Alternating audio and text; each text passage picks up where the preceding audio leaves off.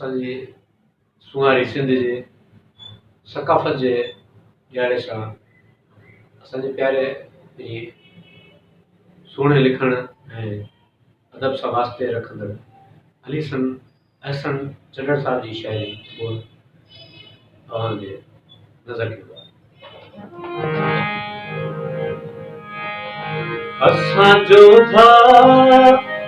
असां सोढा असांजो प्यार सिंध सां असांजो था असां सोढा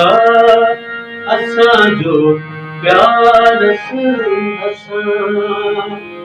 असांजी जान ही कुर्बान आ इकरार सिंध सां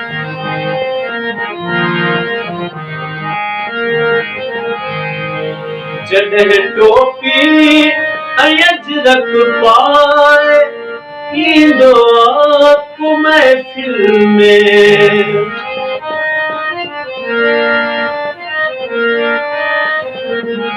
जॾहिं टोपी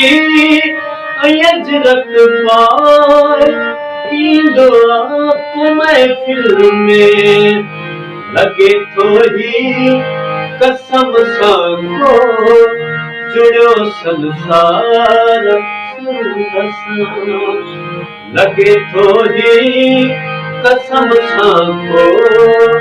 जुड़ियो संसार सिंध सां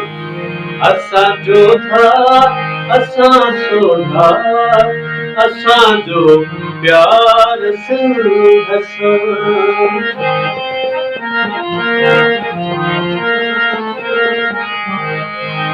ॾिसी थो ही गुल जेकी चिचल मुंहुं जे अजरक ते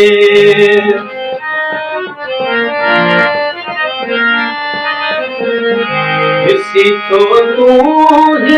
गुल जेके चिचल मुंहुं जे अजरक ते असांजे प्यार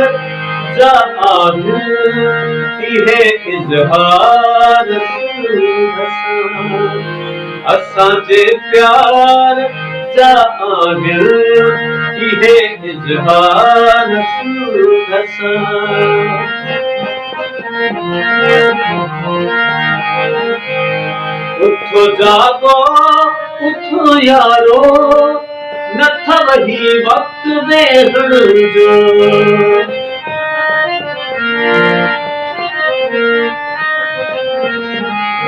उथो जागो उथो यारो नथव ही वक़्तु वेहण जो वाई बि विसारे छॾ सॼा कमकार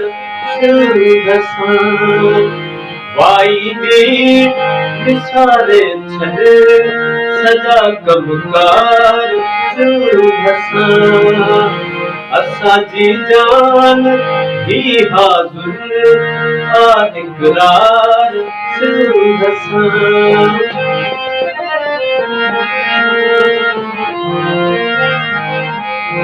अहसन जान जी बाज़ी लॻे थी जे लॻण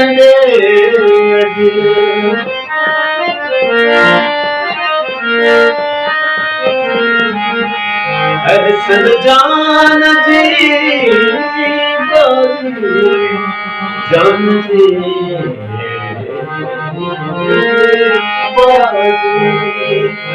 अहसन जान जी बाज़ी लॻे थी जे लॻण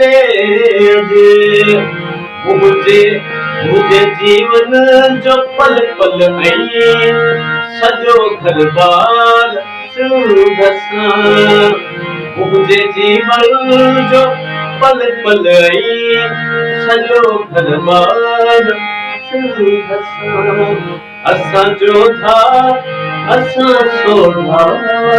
असांजो प्यार सिंध सां